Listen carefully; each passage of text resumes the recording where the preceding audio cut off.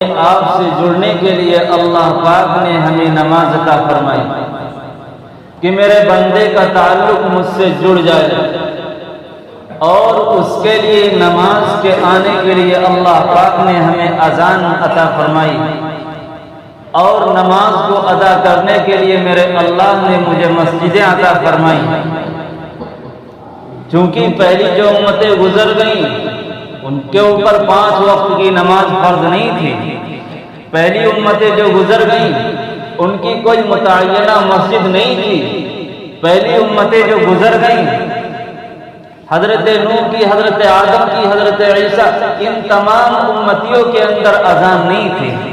یہ صدقہ ہے سارے جہان کے سرتاج جناب محمد الرسول اللہ صلی اللہ علیہ وسلم کی ذات اقدس کا، کہ اس کے صدقے میں میرے اللہ نے ہمیں ایسی دولتیں عطا فرما دی تاکہ میرے نبی کا امتی، اس کی عمریں جو کم ہیں، ان کی کم عمروں کی وجہ سے ان کے نیک اعمال کہیں کم نہ ہو جائیں، میرے اللہ نے اپنے پیارے حبیب رسول اللہ صلی اللہ علیہ وسلم کی امت کو وہ افعال اور وہ تمام چیزیں عطا فرما دی جس کو کر کے یہ امت پہلی امتوں سے آگے بڑھ جائے گی۔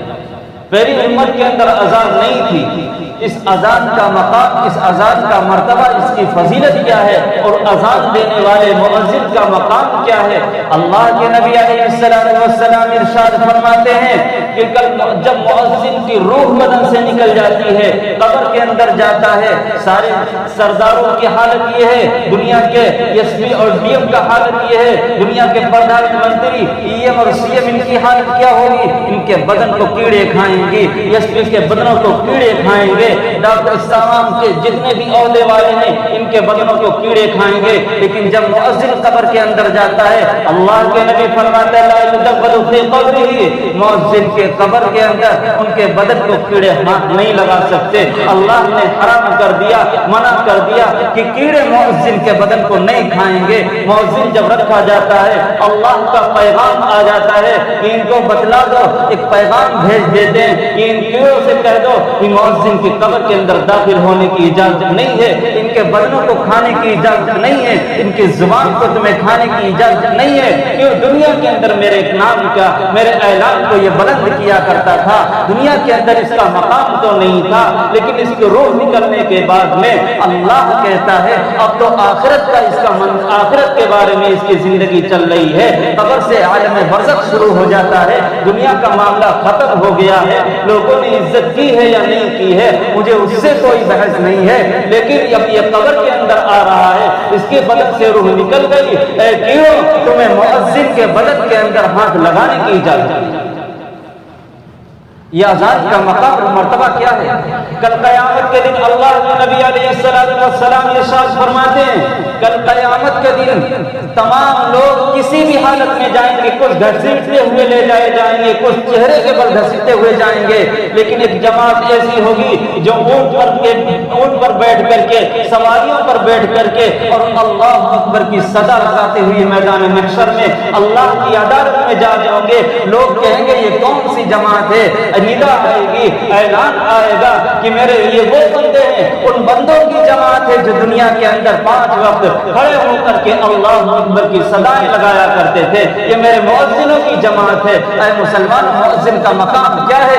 اللہ کے نبی ارشاد فرماتے ہیں، راوی حدیث حضرت معاویہ ہے، مسلم شریف کی روایت ہے، اللہ کے نبی ارشاد فرماتے ہیں کل قیامت کے دن سب سے زیادہ اونچی گردن والے جو ہوں گے حضرات مؤذنین ہوں گے، اذان دینے والے لوگ ہوں گے، ان کی گردنیں سب سے اونچی ہوں گی۔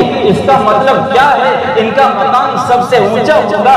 اللہ کے نبی ارشاد فرماتے ہیں، سارے جہان کے سردار نے ارشاد فرمایا ہے، اے پیارے حبیب کے دیوانوں، اللہ کے نبی کے فرمان کو سمجھو۔ سارے جہان کے سردار فرماتے ہیں میں نے جنت کو دیکھا، جنت کے اندر موتیوں کے ممبر بنے ہوئے ہیں، ان کے اوپر بہترین قالین بچھی ہوئی ہے، بہترین طریقے سے اس کو سجایا گیا ہے۔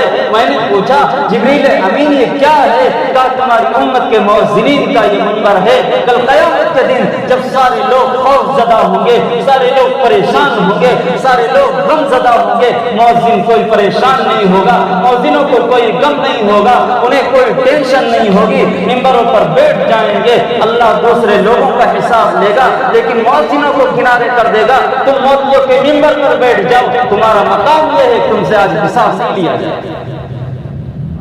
سارے جہان کے سردار نے فرمایا مسلمان، اور اللہ کے نبی ارشاد فرماتے ہیں، ابو ہریرہ راوی حدیث بخاری شریف کی روایت، جناب محمد رسول اللہ نے ارشاد فرمایا کہ جب مؤذن اللہ اکبر کہنے کے لیے، اذان دینے کے لیے کانوں میں انگلیاں لگا کر کے اللہ اکبر کی صدا لگاتا ہے، اللہ کا دست قدرت اس کے سر پر آ جاتا ہے۔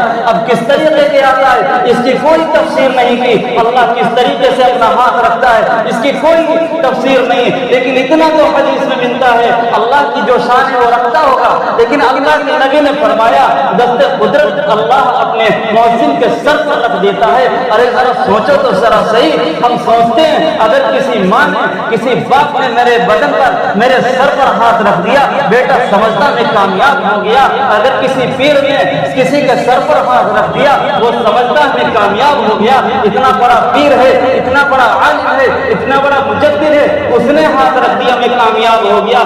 اے مسلمان ذرا فیصلہ کرو، جس کے سر پر سارے جہان کے رب العالمین کا دست قدرت ہو اس کی کامیابی کا کیا عالم ہوگا، اس کی کامیابی کا کیا عالم ہوگا۔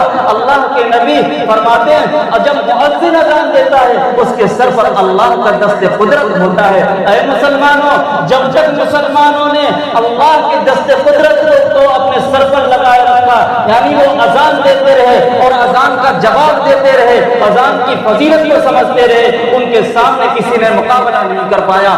صحابہ کمزور ضرور تھے لیکن انہوں نے بڑے بڑے طاقتوروں سے انہوں نے مقابلہ کیا، ان کے سر پر اللہ کا ہاتھ تھا، وہ اذان کے اندر پہل لیا کرتے تھے۔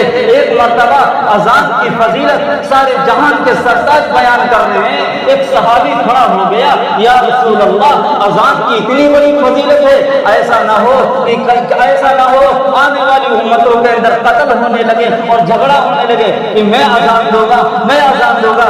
صحابی کے اللہ کے نبی نے فرمایا اے میرے صحابی کیسی باتیں کرتے ہو، ایک وہ زمانہ آئے گا جو سب سے گھٹیا قسم کا ہوگا، جس کی سماج میں کوئی عزت نہیں ہوگی، اس کو مؤذن رکھا جائے گا۔ تم کہتے ہو وہ جنگ کریں گے، وہ لڑیں گے اذان دینے میں، نہیں، سب سے گرے ہوئے آدمی کو مؤذن بنایا جائے گا، ان کے اندر اذان کی وقت نہیں ہوگی۔ اے مسلمانوں، اگر ہم نے اذان کی فضیلت کو نہیں سمجھا، اذان کے مقام کو نہیں سمجھا اور اللہ کی دست قدرت کو اپنے سر پر نہیں رکھوایا، یہ سمجھ لینا آج یہی حالت ہو گئی، ہم نے اذانوں سے محبت چھوڑ دی، اذان دینا چھوڑ دیا، اللہ نے اپنا دست قدرت ہٹا دیا، اللہ نے زلزلے بھیجنا شروع کر دیے، اللہ نے ظالم بادشاہ مسلط کر دیا کہ تمہارے گردنوں پر تلوار چلوانا وہ شروع کر دے، اللہ نے اس دھرتی کو ہلانا شروع کر دیا، اللہ نے عذاب کو لانا شروع کر دیا۔ کیوں؟ تم نے میرے محبوب کے کلام کو سمجھ کر کے اذان کی فضیلت کو نہیں سمجھا۔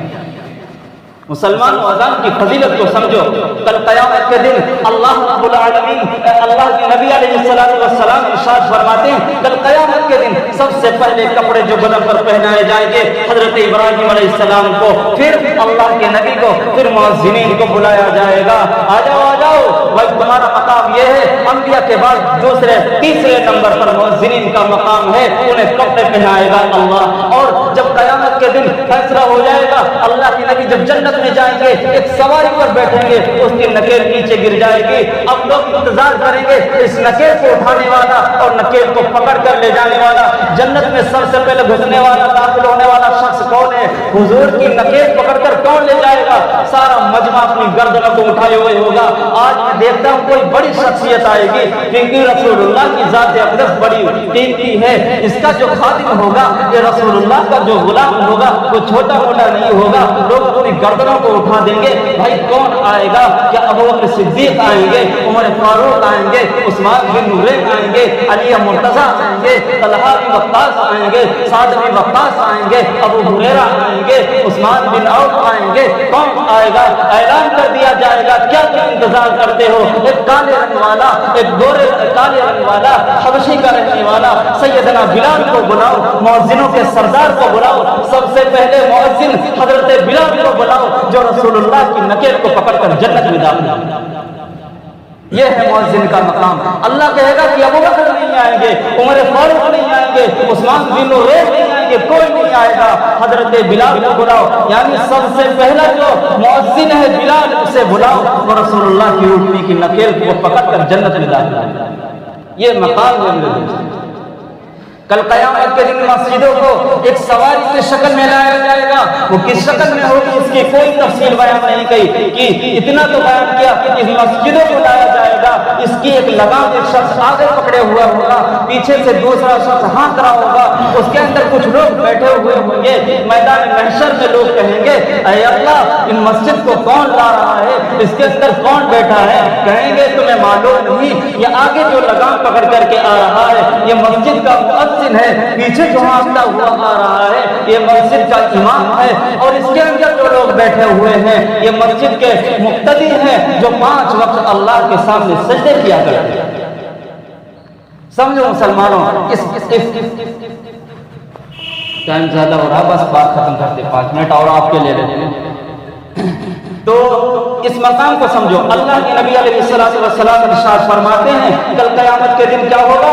مؤذنوں کو بڑا مقام دیا جائے گا۔ میرے دوستو اللہ اکبر اللہ اکبر جب مؤذن کہنے کے لیے کھڑا ہو جاتا ہے، اس 4 مرتبہ کہتا ہے، ارے 4 مرتبہ کیوں کہتے ہو؟ 2 مرتبہ اخیر میں، 4 مرتبہ شروع میں، اس سے کیا مطلب ہے؟ 7 مرتبہ کہہ دیتے، 8 مرتبہ کہہ دیتے، ارے اس سے اشارہ ہوتا ہے جب شروع میں 4 مرتبہ کہتا ہے اللہ اکبر، اشارہ ہوتا ہے کہ اتر والو تم بھی سن لو اللہ بہت بڑا ہے، پچھم والو تم بھی سن لو اللہ بہت بڑا ہے، دکن والو تم بھی سن لو اللہ بہت بڑا ہے، پورب والو تم بھی سن لو اللہ بہت بڑا ہے، نیچے والو تم بھی سن لو اللہ بہت بڑا ہے، اوپر والو تم بھی سن لو اللہ بہت بڑا ہے۔ یہ 6 مرتبہ اللہ اکبر کی صدائیں جب آتی ہیں، مؤذن کہتا ہے اللہ اکبر اللہ اکبر، پھر کہتا ہے اشہد ان لا الہ الا اللہ، اللہ کے سوا کوئی معبود نہیں۔ ارے تمہیں کس نے بتایا اللہ کے سوا کوئی معبود نہیں؟ تم کیسے کہہ رہے ہو؟ پھر مؤذن کہتا ہے میں تمہیں بتلاتا ہوں، اشہد ان محمد رسول اللہ، میرے رسول نے بتایا ہے اللہ کے سوا کوئی معبود نہیں، اللہ کے سوا کوئی حاجت روا نہیں، اللہ کے سوا کوئی مشکل کشا نہیں۔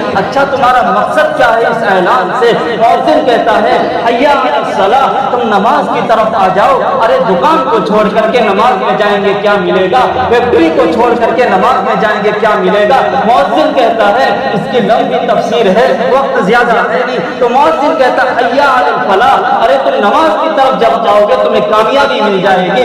حی علی الفلاح، یہ فلاح کا مطلب کیا ہے؟ فلاح اس کامیابی کو کہتے ہیں جو زمین کے اوپر کی بھی کامیابی ہو، زمین کے اندر کی بھی کامیابی ہو، میدان محشر کی بھی کامیابی ہو، پلسرات کی بھی کامیابی ہو۔ فلاح کا مطلب اور فلاح اس کامیابی کو کہتے ہیں جو سارے جہان میں انسان کو کامیاب کر دے۔ پھر کہتا ہے حی علی الفلاح، پھر اللہ اکبر کہتا ہے، پھر لا الہ الا اللہ کہہ کر مؤذن بات ختم کر دیتا ہے۔ بس آخری حدیث سنا کر کے بات ختم کرتے ہیں۔ اللہ کے نبی نے ارشاد فرمایا کہ جس شخص نے 1 سال اللہ کی رضا کی خاطر، اللہ کی خوشنودی کی خاطر اذان دی، اللہ کل قیامت کے دن اس کو جنت کے دروازے پر کھڑا کر دے گا، اور کیا کہے گا؟ جنت تو اس کی پکی ہے لیکن جنت کے دروازے پر کھڑا کر دے گا، جنت کا سردار بنا دے گا، اور کہے گا مؤذن جس شخص کے بارے میں جائے تو شفاعت کر لے۔ اگر مؤذن نے کسی جہنمی کے بارے میں کہہ دیا اے اللہ یہ جہنم میں نہیں جائے گا جنت میں جائے گا، اللہ مؤذن کو بات کو رد نہیں کرے گا، فوراً جہنمی کو جنت عطا کر دے گا۔ یہ مقام ہے مؤذنین کا۔ سارے جہان کے سرتاج نے ایک اور حدیث میں ارشاد فرمایا جس نے 5 وقت اذان دے دی، یعنی دن بھر میں 5 دفعہ اذان دے دی، اللہ اس کے پچھلے گناہوں کو معاف کر دیا کرتے ہیں۔ اے میرے مسلمانوں، پیارے نبی کے دیوانوں، ان اذان کی فضیلت کو سمجھ لو۔ میں خاص طور سے اپنے نوجوانوں سے کہتا ہوں، تم اللہ اکبر کی صدائیں بلند کرنے والے بن جاؤ۔ تمہاری جب بلند آواز اللہ اکبر کی نکلے گی، ان باطلوں کے عقیدے ٹوٹ جائیں گے، ان کے ارادے ختم ہو جائیں گے، ان کے عزائم کمزور پڑ جائیں گے۔ جب نوجوان ایک مائک پر کھڑا ہو کر کے اللہ اکبر کی صدائیں لگائے گا، اے میرے دوستو، اللہ کو اپنی منزل بنا لو، اذان کی فضیلت کو سمجھ لو، اذان کے مقام کو سمجھ لو، ورنہ کل قیامت کے دن پچھتانا پڑے گا، اور اس سے علاوہ کوئی چارہ نہیں۔ لہذا اذان کی فضیلت کو سمجھے۔ اللہ ہم سب کو اذان کے مقام کو اور کی فضیلت کو سمجھنے کی توفیق عطا فرمائے۔ وآخر دعوانا الحمدللہ۔